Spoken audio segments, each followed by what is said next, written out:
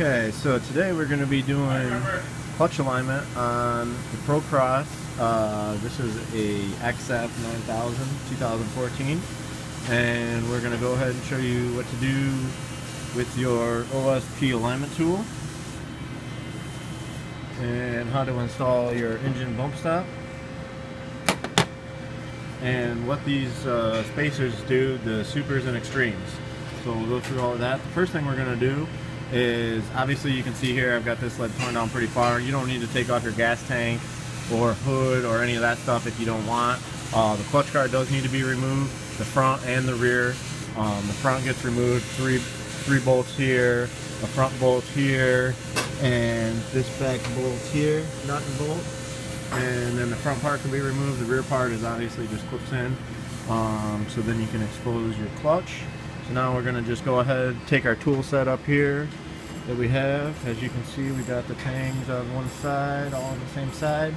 And we're going to go ahead and set this sled up for straight, no offset on the front for square parallelism to the shaft, because this is going to be a trail sled. So we just go ahead and slide the tool in just to start. And as you can see right off of the gate, no go. Our center to center is long because we can see that because we have a gap on the back of the tool, therefore it won't go down all the way. And as you can see also too, the tangs are not going to touch because you're too far out of the center. So the first thing we have to get on is the center to center before we can even check our parallelism on this tool. So we'll go ahead to start, and we can install our engine bumper stop first, and then we'll go ahead and start taking the bolts out and getting things to move around.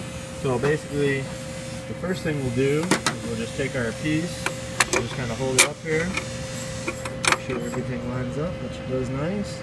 So that's basically going to be installed right there like that.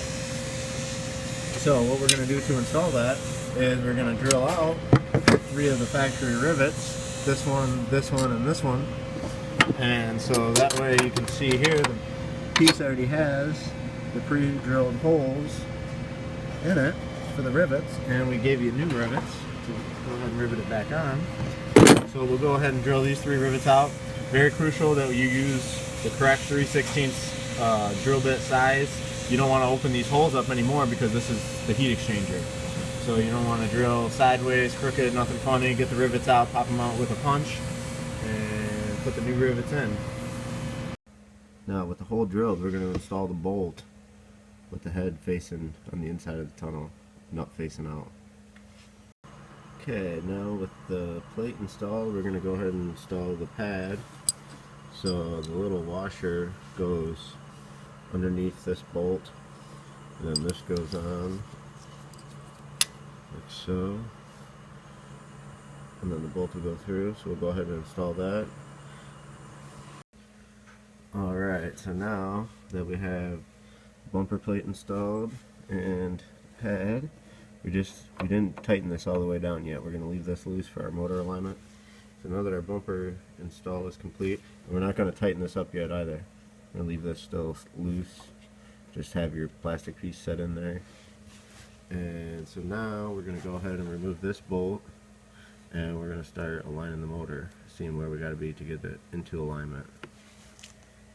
Okay, so with our top bolt out, our bottom bolt loose, and our motor snubber not bumped up any, just motor sitting and not doing anything yet, we put the motor bar on and try to roll the motor, push it down. I mean, it'll go on to center and center, but it's not really comfortable. As you can see here, the motor is sitting on the back, machined out piece. It's not really comfortable. The center to center is not really right. So what we're going to do is we're going to try and take and bump it up some. We'll see how that does. And usually, once you bump it up a little bit, you can be in the better part of this circle, and it'll make everything more comfortable. You make your eccentric to be at that spot. With this bumped up, then you can usually get most alignments spot on with just doing this hole and that bumping, because it brings the motor up to a better position. Because you'll also notice even when you push it on the center to center, the parallelism is kind of jacked up at front. It's pretty far off. The top is off too, so we'll see, we'll bump it up and I'll show you what that does. Okay, so with our motor snubber snugged up to the motor just before it starts to move, we're going to go ahead and move the motor up so there's 3/4 of a turn, 1/4, 2,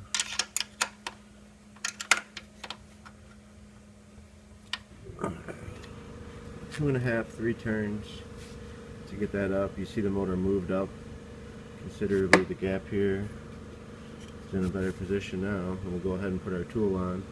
You can see where our hole is now on the motor. We're really long, but you can see we're higher in this circle. So now we'll put the tool on. Okay, so now with the motor bumped up, you can see our hole. We're in a better spot there. Maybe you can see it. Yeah, there. So we're higher up and we're a little bit less, so we won't need as much eccentric. And you can see too, now all of our tangs are in perfect alignment. And yeah, we gotta hold this. I gotta hold the bar down right now because I'm overcoming the rubber motor mount right here to get it forward. But we're not rubbing against the back of the casted aluminum motor mount. So when we put our eccentric in, everything is going to stay comfortably and not be pushing against, you know, a solid piece. So that's what we're looking to achieve when we do the offset with the motor bump stop. So you bump that up about 2 turns and then check everything, and it should all come right into perfect play. So now, with that set like that, we can either rig something up and hold this down or do what you need, but we got to get the eccentric drilled out, which is basically drilling this out to 5/8, and then we'll put our eccentric in, tighten it up with our motor bar on, and then check it, and we should be good to go. Okay, so to drill this out, this hole, we're going to drill it to 5/8. So we're going to start out with a step drill, and we're going to just step it to 5/8, and then we're going to use a 5/8 drill bit. And you can just simply take a pry bar and put it above the sensor, pry up, just like that, and then you have a clear shot to drill right through.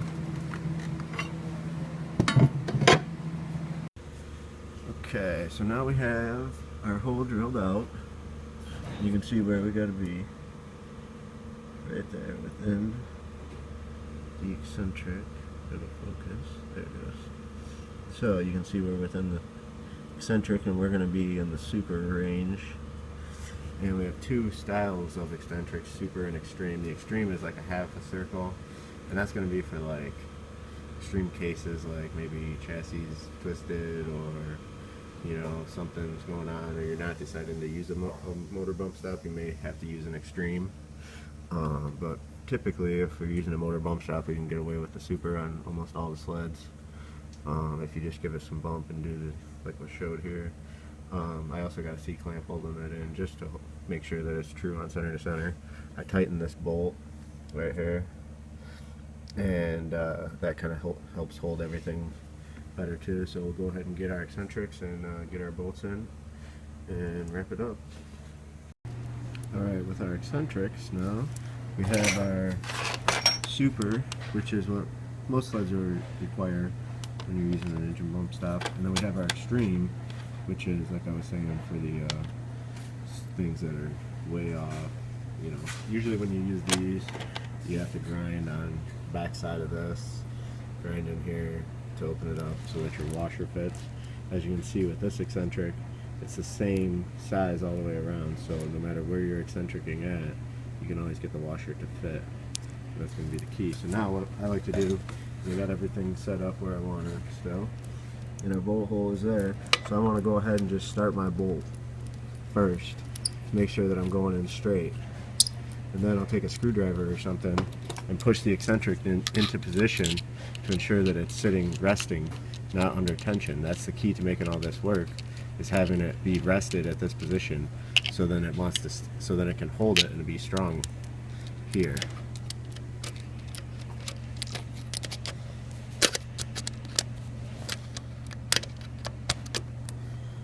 So we'll push the eccentric in.